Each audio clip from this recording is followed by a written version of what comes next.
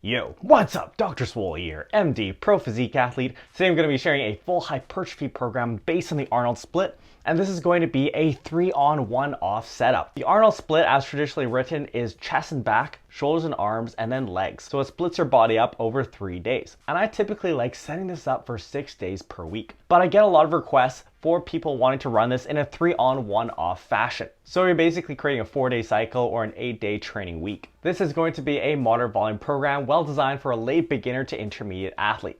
We'll start off with a program walkthrough where I'll share everything you'll need to know to run the program yourself, including exercises, sets, and reps. Then we'll talk about the weekly layout or how to split up the days across the week. And finally, we'll talk about the pros and cons of this 3-on-1 off Arnold split program. All right, let's do our program walkthrough. So this is Dr. Swole's Arnold split program. It's set up for 3 days on, 1 day off, and it's set with moderate volumes designed for a late beginner to intermediate athlete. We've got chest and back day 1, legs 1, shoulders and arms day 1, chest and back day number 2, leg day number 2, and shoulders and arms 2. You'll see that the setup here is different than the order I've shown in other Arnold split programs, and we'll discuss that later. Here are the exercises, and there are the sets and reps. Down here we have the total number of sets for each workout, so you have an idea of workout length. And here we have the total number of sets for each muscle group each week, or in this case, each cycle. So this would be set up in an 8-day cycle. Starting out with chest and back day number 1, we kick it off with bench press for the chest. 3 sets, and we're using a top set back off method here. So you're gonna warm up to 1 top heavy set of 5 to 8 reps, followed by 2 back off sets of 5 to 8 reps. The top set back off method allows you to get in some heavy strength work on that first set, while still accumulating volume with your lighter sets. Then we have T-bar rows for the back, 4 sets, and we're also using a top set back off method here. 1 top heavy set of 6 to 10 reps, then you're going to drop about 10% off the bar and do 3 more sets of 6 to 10 reps. After that, we have incline machine bench presses for the chest, 2 sets of 8 to 12. Following that, reverse grip pull downs for the back, 3 sets of 10 to 15. And lastly, machine lateral raises for the side delts, 2 sets of 8 to 12. And you'll see that I've made some modifications here to the base split where we moved some of our side delt work over onto chest and back days to split up your volume and give you higher frequency. You tend to have a lot of sets on shoulders and arms days, so this allows you to split things up and also lets you get in more productive volume for your shoulders. I specifically chose reverse grip pull downs here because these involve your biceps a little more, and it gives you a frequency since they're already getting trained directly twice per week with their shoulder and arm days. Next, we have leg day number 1. We start with front squats for the quads, 3 sets, and you warm up to 1 top heavy set of 4 to 6 reps, followed by 2 back off sets of 4 to 6 reps. Then we have Romanian deadlifts for the glutes and hamstrings, 2 sets, and it's just 1 main heavy set of 6 to 10 reps, followed by a back off set of 6 to 10 reps. After that, lunges for the quads, but also for the glutes and hamstrings, 3 sets of 8 to 12, and that's 8 to 12 reps on each side. After that, leg extensions for the quads, 2 sets of 10 to 15. And finally, machine calf raises for the calves. And we're using a MyRep scheme here, so you're going to work up to 1 main set of 12 to 20 reps. Then you're going to take a short 10-second rest and then do 5 more mini sets of 3 to 5 reps, only taking about 10 seconds in between. This will allow you to stay in that close to failure zone on all of your mini sets and really get the most out of every rep. This is a nice time-efficient way to train your calves. And here I'm estimating this to be equal to about 4 straight sets. Moving on to shoulder and arm day number 1, we start with barbell overhead press. These mainly hit the front delts, but also a bit of upper pecs and triceps. 3 sets, and we're using a top set back off method here. 1 top heavy set of 5 to 8 reps, followed by 2 back off sets of 5 to 8 reps as well. Notice that when you have a dedicated shoulder and arm day, it allows you to give some priority to an accessory pressing movement. Often these movements come after your bench pressing. So this is going to be great for anyone who really wants to get their overhead press up. Then we have dumbbell preacher curls for the biceps, 3 sets of 6 to 10. And you can superset these with dumbbell skull crushers for the triceps, 4 sets of 8 to 12. For dumbbell preacher curls, I recommend trying setting up your bench on a steep incline like 60 degrees. And then you can use the same bench for these dumbbell skull crushers. After that, lying bicep curls for the biceps, 2 sets of 8 to 12, and these are like an incline curl except the bench is set all the way back and you're on your back. They have cable upright rows for the side delts, 3 sets of 8 to 12, and finally dumbbell lateral raises for the side delts, 2 sets of 8 to 12. Notice that shoulder and arm days tend to have a few more sets than our other days here, and that is okay because shoulder and arm training is less fatiguing than your other chest, back, and leg work. Then we have chest and back day number 2. We start with weighted chin-ups for the back, 4 sets.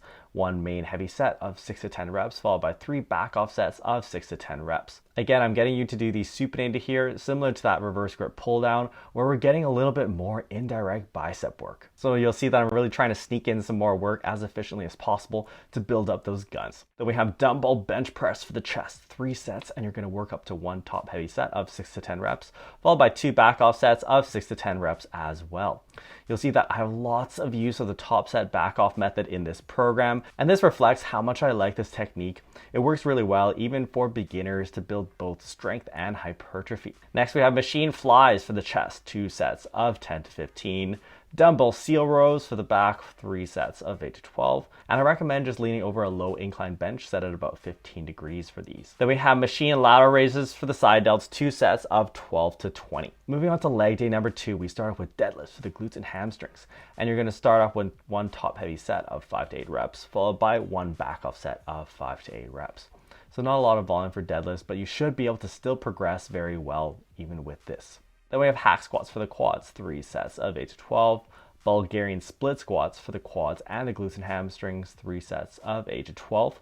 And then leg curls for the hamstrings, 2 sets of 10 to 15. Finally, we have leg press calf raises for the calves, 1 main set of 8 to 12 reps, followed by 5 mini sets of 3 to 5 reps. Notice here that in this program, we have lots of main heavy free weight compound movements. And this reflects that I set up this program more for a late beginner to intermediate athlete, where these movements are going to give you the most bang for your buck. You really want to focus on getting strong in these to start.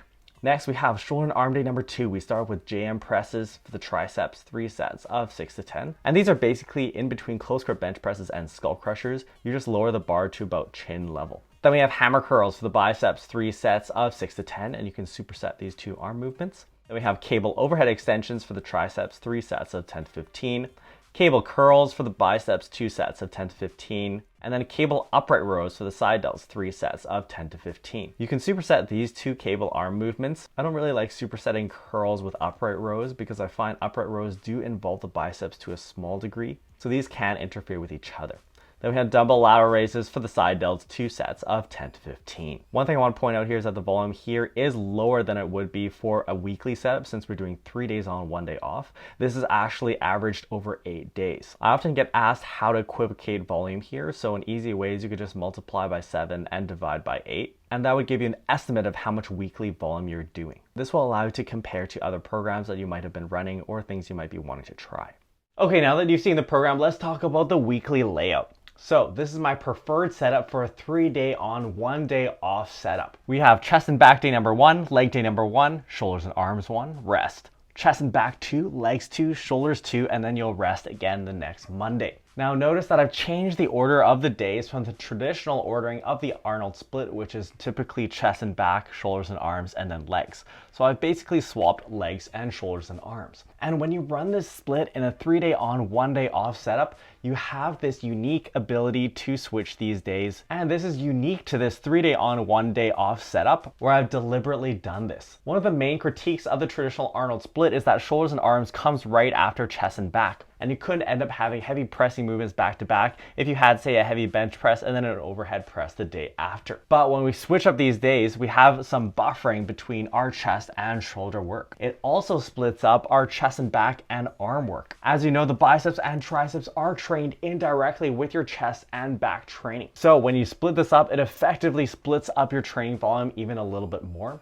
which can allow you to be even more productive with your training volume. This means that you'll have more time to recover in between sessions training the same muscle groups, and you should theoretically be able to perform better overall across the week. Now notice that we specifically want to have chest and back days coming before leg days and not the other way around. This is because a difficult leg day can impact your chest and back training coming the day after. This won't be as much of a problem for our shoulder and arm days, which are small muscle groups. Notice that in this program, our shoulders and arms are actually getting a 4 times per week frequency, since, as I mentioned, the arms get trained indirectly with your chest and back pushing and pulling movements. You'll also notice that I made the modification of switching up some side delt work to put it onto chest and back days as well, to forcibly give yourself a 4 times per week frequency for your side delts. Of course, keep in mind that all the frequencies I'm talking about here are for an 8-day cycle, so the frequency is going to be slightly lower than if you ran the Arnold split over 6 days a week. Okay, now let's talk about the pros and cons of this Arnold split with the 3-day on, 1-day off setup. First of all, this program features no interference between days. And this is one thing I really like about this setup. I think it's very well suited for beginners for this reason. When you set up the Arnold split for 3 days on, 1 day off, you will allow yourself to shuffle those days as you saw me do. So you have that buffer between your chest and back and shoulder and arms days. This means that you have plenty of time to recover in between those upper body type sessions. In the traditional Arnold split, you do have chest and shoulders coming back to back. And as you might have seen me explain in other videos, you actually can work around this with intelligent exercise selection. But if you are a beginner and don't really want to think about that kind of stuff, this can be a simple way to get around it. Next, with the Arnold split, your arms and shoulders are trained when they're fresh. And this is what I really like about having a dedicated shoulder and arm day. Typically, shoulders and arms come after chest and back training in splits like push-pull legs, upper, lower, and full body. That means that when your arms are trained indirectly with your chest and back movements, they will be a little bit fatigued when you get to your direct arm training later. And depending on how much volume you did for your chest and back, this could potentially impact your performance on your direct arm work. When you have a direct shoulder and arm day, you're able to lift more weight for more reps for those movements, which should be helpful for hypertrophy. Next, with this program, you have a high frequency of shoulders and arms. This is another thing I really like about the Arnold split setup, where you split up chest and back and shoulders and arms. This works particularly well in this setup when you have 3 days on, 1 day off, because you basically have this every other day opportunity to hit your shoulders and arms. This comes into play when you consider that the biceps and triceps are trained indirectly with your chest and back training. As you saw, I sneakily put in a few back movements that involve your biceps a little bit more to even accentuate this feature. And this is something that you can do with your own programming. So you can use your chest and back movements to actually favor a little bit more arms. And when you do that, you're indirectly increasing the frequency and volume of your arm training. Next, this program has the opportunity for you to give priority to accessory pressing. Often movements like close grip bench press and overhead press get relegated after your horizontal presses like bench press type movements. And again, this works particularly well in this setup where you have chest and back and shoulders and arms separated by leg days and rest days. So you really can go hard on those accessory presses and build some strength there. So I think this program will be very good for someone who's trying to bring up their shoulders and arms and or trying to bring up their pressing.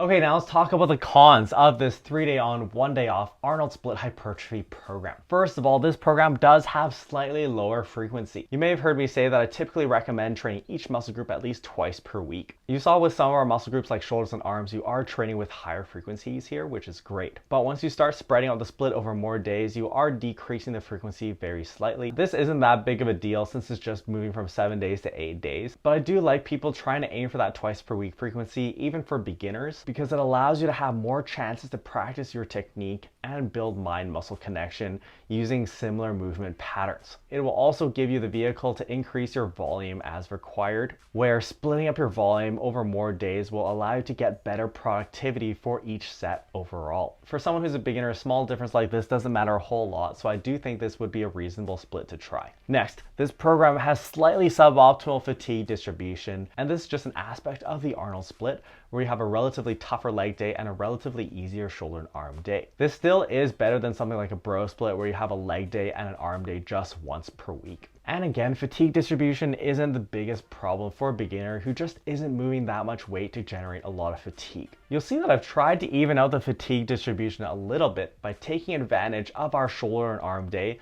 to place a heavy pressing movement, namely overhead press. JM press can also be a heavy overloaded movement. So remember that when you have easy days, you want to try and capitalize on those days by placing as difficult movements as possible that will fit into your setup. Finally, as you saw, we got some powerful advantages from switching shoulder and arm day and leg day. But what this effectively also does is it puts back and leg training back to back. So you have chest and back and then legs. This presents a small issue of having back-to-back axial loading. In general, I try to spread out axial loading as much as possible across the week in a program, which typically comes from heavy squats, deadlifts, and row type movements. But I think the advantages that come from splitting up your chest, back, and shoulder and arm days outweigh this slight disadvantage here, especially for beginners who won't be affected as much by this type of fatigue issue. Notice that I tried to address this in the program by placing our heaviest back axial loaded movement, T-bar rows, in our first segment of the Arnold split, And then in the second segment later in the week, we have our deadlifts. And deadlifts are going to be your heaviest axial loaded movement for the legs. Now I will be sharing this full program as laid out as an Excel file in my Facebook group. So find the link to the group in the description below, join the group, and you can download the program for free. If you want to see an example of an Arnold split program set up for 6 days per week, that is a 7-day week cycle, check out this video where I share another full program that you can pick up and start today. Let me know what other programs you want to see in a comment below. Subscribe to the channel and we'll see you next time.